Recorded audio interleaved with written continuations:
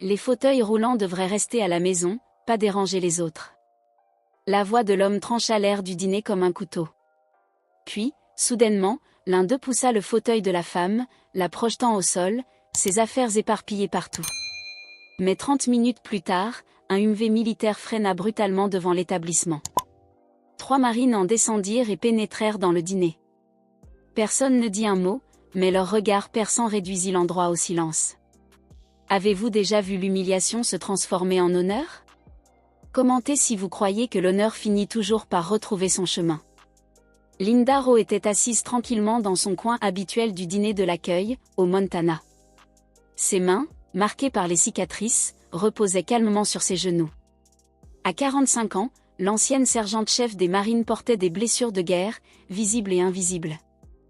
Un engin explosif improvisé en Afghanistan lui avait volé sa jambe gauche, mais les blessures les plus profondes se cachaient derrière ses yeux, ceux d'une femme ayant vu trop de morts. La lumière dorée de l'après-midi filtrait à travers les vitres poussiéreuses, projetant de longues ombres sur le sol usé. Linda ajusta sa jambe prothétique sous son jean délavé, grimaçant sous la douleur fantôme qui la hantait chaque jour. Malgré tout, elle travaillait à temps partiel dans ce dîner, s'accrochant à une routine qui tenait l'obscurité à distance. Elle chérissait les instants calmes entre deux services, quand l'endroit baignait dans le silence. Le propriétaire, Mike, l'avait embauchée sans poser de questions. Une poignée de main ferme entre anciens combattants avait suffi. Aucune remarque sur sa jambe manquante, aucun regard de pitié, juste du respect. Le silence fut brusquement brisé par la clochette de la porte. 4 hommes firent irruption, empestant le whisky et l'arrogance. Leur voix était inutilement bruyante. Linda se raidit instinctivement. Elle reconnut leur chef, Jack Winters. Ancien militaire lui aussi, mais renvoyé avec déshonneur. Connu pour s'en prendre aux plus faibles. « Regardez ce qu'on a là », annonça Jack en bousculant ses copains du coude. La demi-soldate à roulettes. Linda baissa les yeux, pliant méthodiquement des serviettes. 18 ans de discipline militaire lui avaient appris à choisir ses batailles. Celle-ci n'en valait pas la peine. « Je croyais pas qu'on laissait les handicapés toucher à la bouffe », poursuivit Jacques, assez fort pour que tout le monde entende. C'est sûrement contraire aux règles d'hygiène. Les clients présents se tortillèrent, mal à l'aise, mais personne ne dit rien. La jeune serveuse derrière le comptoir lança un regard inquiet à Linda, avant de se concentrer avec une attention excessive sur les surfaces déjà propres. Linda roula jusqu'à une table voisine, ramassant les tasses vides avec efficacité. « Je vous apporte des menus, messieurs », dit-elle d'une voix calme malgré la tension. Jacques s'étala sur la banquette, jambes écartées. « Avec plaisir, roulez-boulez. Apporte-les vite. » Ses amis ricanèrent à l'unisson. Alors que Linda se détournait, Jacques lâcha à voix haute, pour que tout le monde entende. « Comment une femme a pu entrer dans les marines? Une histoire de quota ?» Les jointures de Linda blanchirent sur les poignées de son fauteuil, mais elle continua sans répondre. « J'en ai vu, des femmes soldats, » continua Jacques. « Que de la chair inutile. Vous êtes la raison pour laquelle l'armée est devenue molle. » Linda revint avec les menus, les posant calmement. « Le plat du jour, c'est le pain de viande. » La main de Jacques jaillit, serrant son poignet avec force. Le tatouage du corps des marines était visible sous sa manche relevée. « Donc, tu étais vraiment un Jared ? Devine, tu faisais de la paperasse pendant que les vrais soldats combattaient ? » « Retirez votre main, » dit Linda, une fermeté glacée dans la voix. « Et sinon quoi ? Tu vas me rouler dessus ?» Il éclata de rire et la repoussa d'un geste méprisant. « Les femmes comme toi sont la raison pour laquelle l'Amérique ne gagne plus de guerre. » Linda contrôla sa respiration comme on lui avait appris. Inspiration sur 4 temps. Blocage. Expiration.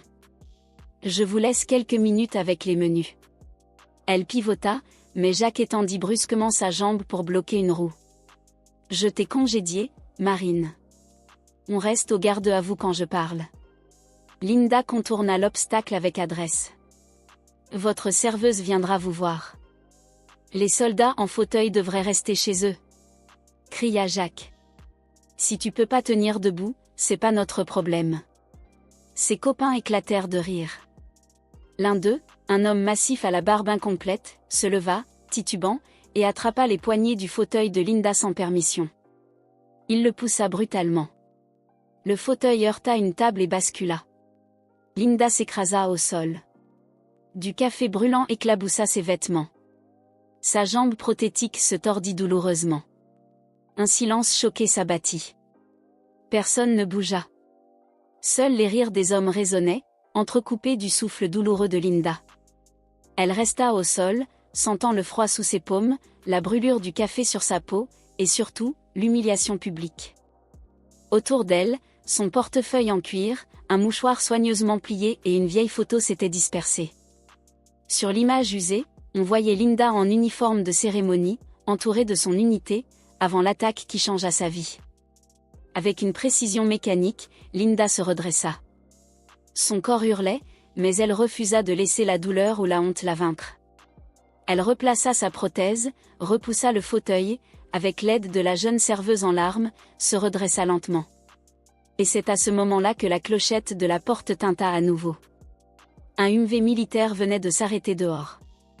3 marines, en uniforme impeccable, entrèrent d'un pas lent et déterminé.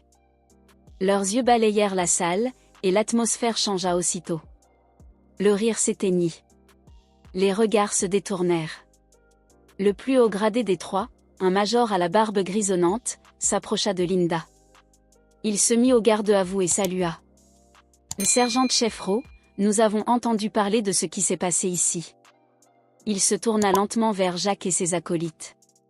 Son regard était calme, mais glacial. « Vous avez sali l'uniforme que vous portiez autrefois. Vous n'êtes plus des nôtres. Et vous ne méritez même pas le silence d'un salut militaire. » Sans violence, sans mots de trop, les 3 marines s'approchèrent, et un simple geste de leur part suffit à faire reculer Jacques et ses compagnons, qui sortirent, la tête basse, sous le regard des clients désormais debout. Linda, toujours debout malgré la douleur, serra la main du major. Une larme silencieuse roula sur sa joue. Non de tristesse, mais de reconnaissance. L'humiliation venait de se transformer en honneur. Supérieure, forgée par les années, son instinct compensa. Linda redressa seule son fauteuil. Personne ne vint l'aider. Les clients détournèrent les yeux, murmurèrent. Quelqu'un aurait dû intervenir. Mais non. Pas nos affaires. Elle rassembla ses affaires sans se plaindre, malgré la douleur. Derrière le comptoir, Mélissa, une jeune serveuse en période d'essai, fit un pas vers elle avec des serviettes. Le gérant, Dave, l'arrêta d'un geste sec. « Ne fais rien. Ce sont des clients fidèles, ils dépensent beaucoup.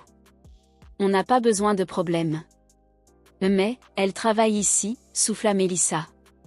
Et eux, ils reviennent chaque semaine. Contente-toi de prendre leur commande. » Linda regagna sa table, droite, silencieuse. Sa main se posa sur sa poitrine, là où ses médailles reposaient autrefois. Un peu plus loin, un garçon d'environ 8 ans l'observait, troublé. Il tira la manche de son père, un ancien combattant de la guerre du Golfe. « Papa, c'est une vraie soldate, elle aussi ?» L'homme suivit le regard de son fils, observant Linda, puis Jacques et ses amis. Son visage se durcit. Il se leva brusquement. « Excuse-moi, dit-il à sa femme. Je dois passer un appel. » Dehors, il sortit son téléphone. « Ici le lieutenant Crawford. J'ai quelque chose à signaler à l'unité. Tu ne vas pas croire ce que je viens de voir. » À l'intérieur, Linda gardait les yeux fixés sur la vitre baignée de soleil. On y lisait encore l'enseigne, comme une ironie. « Bienvenue dîner des braves. Des demi-soldates. Mon café refroidi. » Jacques lança l'insulte depuis sa table, hilar. « On t'a pas appris à servir chez les marines ?» Linda ne répondit pas. Elle n'en avait pas besoin. La porte s'ouvrait déjà. 30 minutes après sa chute, le rugissement grave d'un UMV militaire se fit entendre dans la rue. Le véhicule couleur sable, frappé du logo des marines, se gara devant le restaurant. 3 soldats en descendirent, en formation parfaite. 2 hommes et une femme, tous en uniforme impeccable. Le premier, un maître sergent au torse imposant, boitait légèrement, ses dents d'une canne. Derrière lui, un jeune marine poussait un fauteuil roulant vide. La troisième, une capitaine décorée, avait cette posture qu'on n'enseigne pas, celle qu'on acquiert en revenant du front. Sans un mot, ils traversèrent la salle et s'arrêtèrent devant Linda. Le maître-sergent se mit au garde à vous. Sergent-chef Rowe, pardonnez notre retard, madame. Linda redressa les épaules, répondit au salut. Repos, maître-sergent Wilson. Sa voix, ferme, résonna dans le silence pesant du restaurant. Mélissa accourut, mal à l'aise. Je peux nettoyer la table pour vous? La capitaine secoua la tête. 4 cafés noirs à la table de Jacques. Et plus un mot.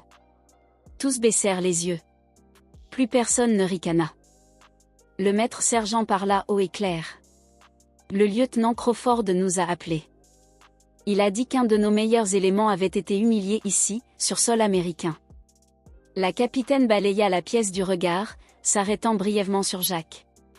Il a parlé d'agression physique contre une vétérane décorée, en fauteuil. Ce n'est rien, murmura Linda. Avec tout le respect que je vous dois, sergent-chef, ce n'est pas rien. Personne ne pousse l'un des nôtres. Ni en guerre, ni ici. Le jeune marine, en retrait, s'avança timidement. Sergent-chef Rowe m'a sauvé la vie. Et celle de 4 autres, quand notre convoi a sauté sur un IED à Kandahar. Linda le reconnut. Caporal Jenkins. Tu n'avais même pas 20 ans. Toujours vert, madame. Mais je n'ai jamais oublié ce que vous nous avez appris. Alors, quelque chose d'étrange et beau se produisit. Un vieil homme, portant une casquette de vétéran de Corée, se leva. Puis une femme avec une broche de l'Air Force. 3 membres de la garde nationale se mirent debout. Le lieutenant Crawford rentra dans la salle et lança, d'une voix puissante. Garde à vous. La moitié du restaurant se leva d'un seul homme, au garde à vous. À la table de Jacques, silence de plomb. Le maître-sergent Wilson regarda droit devant lui. On nous apprend à combattre avec honneur. À protéger ceux qui ne le peuvent pas. À ne jamais laisser un marine derrière. La capitaine posa une main sur l'épaule de Linda. Elle a perdu sa jambe en sauvant 3 enfants afghans. Elle a reçu la Bronze Star avec distinction. 23 ans de service. Ça suffit, capitaine, souffla Linda. Cette vie est derrière moi. Le corps ne reste jamais derrière, sergent-chef. Dave, le gérant, s'approcha, pâle. Le repas est offert.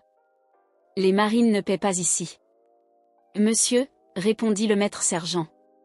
Toujours. Ils s'installèrent. Dînèrent en silence. Solennel. Linda, droite, entourée de ses frères et sœurs d'armes. Jacques et ses amis quittèrent la salle précipitamment. Sans sa fille.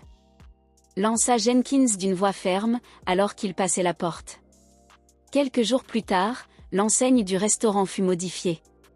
Dîner des braves, chaque soldat à sa place ici. Linda reprit son service. Mais désormais, elle portait fièrement son insigne. Un petit drapeau flottait derrière son fauteuil. Le coin de Jacques resta vide. Les vétérans affluèrent. Chacun la saluait d'un signe de tête.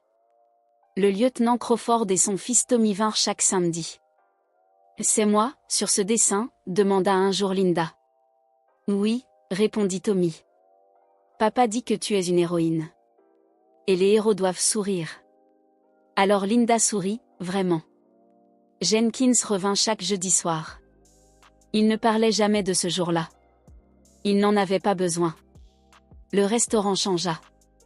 Il devint un lieu de mémoire. Un pont. Entre ceux qui étaient partis et ceux qui avaient attendu. Linda raconta son histoire dans les lycées. Pas les blessures. La discipline. Le devoir. Le courage. Être marine, ce n'est pas porter l'uniforme. C'est rester debout quand tout pousse à tomber. 6 mois plus tard, une journaliste vint. « Je ne veux pas parler de ce jour-là, » dit Linda. « Parlons alors de ce qui est venu après. » Et ce qui vint, ce fut une communauté transformée par le courage, la loyauté, et la mémoire.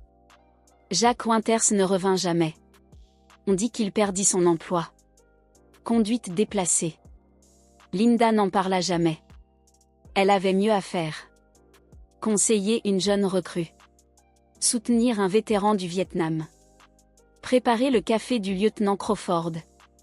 Et parfois, simplement regarder les montagnes à travers la vitre. Elles aussi restaient là. Solides. Inébranlables. Sur la portière du Humvee, garée à l'extérieur, un mot était scotché. Nous revenons toujours pour ceux qui n'abandonnent jamais. Et dans ce dîner, au cœur du Montana, personne n'était oublié. Personne ne restait seul. Même en fauteuil, chaque soldat avait une place d'honneur à la table.